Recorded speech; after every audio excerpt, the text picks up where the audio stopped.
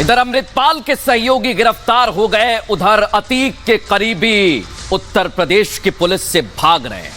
अतीक का बेटा भाग रहा है, शाइस्ता परवीन फरार है, लेकिन कब तक भागेंगे? क्योंकि अब एक नया सीसीटीवी फुटेज सामने आया। उमेश पाल का परिवार कैसे घबरा रहा है, कैसे पुलिसकर्मी घायल हुआ, ये तो हम आपको बताएंगे ही, और पुलिस की जांच कहां तक पहुंची है वो भी इस रिपोर्ट में देखिए।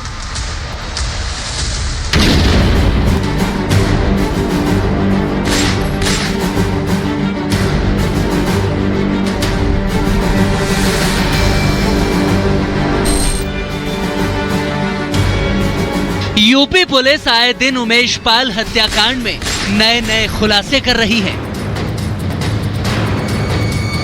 अब पुलिस के हाथ एक खौफनाक सीसीटीवी फुटेज लगा है, जिसमें यह साफ साफ दिख रहा है कि गुड्डू मुस्लिम के बम के हमले से यूपी पुलिस का सिपाही राघवेंद्र सिंह किस तरह लहूलुहान होकर जमीन पर गिर गया। राघवेंद्र को बम के हमले में भागने तक का मौका नहीं मिला और वो गुड्डू मुस्लिम के हमले की चपेट में आ गया। वो जमीन पर तड़पता रहा। वहां अफरा तफरी मच गई। आसपास मौजूद लोग डर गए, दहशत में आ गए, इधर उधर भागने लगे।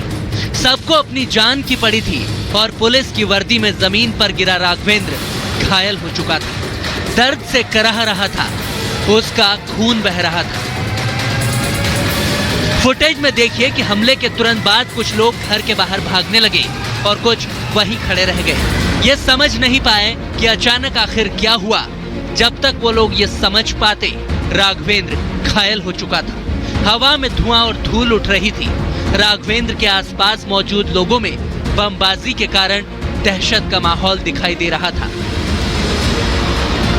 बमबाजी और गोलीबारी करने वालों के वहां से जाने के बाद वो लोग सिपाही राघवेंद्र को उठाते हुए दिखाई दे रहे हैं। इस हमले में राघवेंद्र का दाहिना हाथ बुरी तरह से जख्मी नजर आ रहा है। उमेश पाल की पत्नी भी फुटेज में घर से बाहर निकलते हुए दिखाई दे रही है। इस फुटेज के सामने आते ही इस केस ने एक अलग मोड़ ले लिया है। उधर अतीक के शूटरों का खात्मा होना शुरू हो गया है। पुलिस ने कार्रवाई शुरू करते ही अरबाज और उसके बाद विजय चौधरी उर्फ उस्मान का एनकाउंटर कर दिया।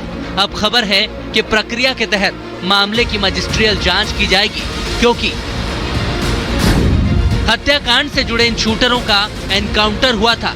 अब मारे गए शूटरों की मजिस्ट्रियल जांच होगी, जिसके आदेश प्रयागराज के डीएम ने दे दिए हैं। उमेश पाल हत्याकांड से जुड़े आरोपियों को शिकंजे में लेने के लिए पुलिस कोई कसर नहीं छोड़ रही है। इसी कड़ी में पहले पुलिस ने हत्याकांड में इस्तेमाल की गई क्रेटा कार को जब्त किया और उसके बाद इस क्रेटा कार के मालिक को भी दबोच लिया। क्रेटा कार के मालिक को बहराइच से पकड़ा गया है।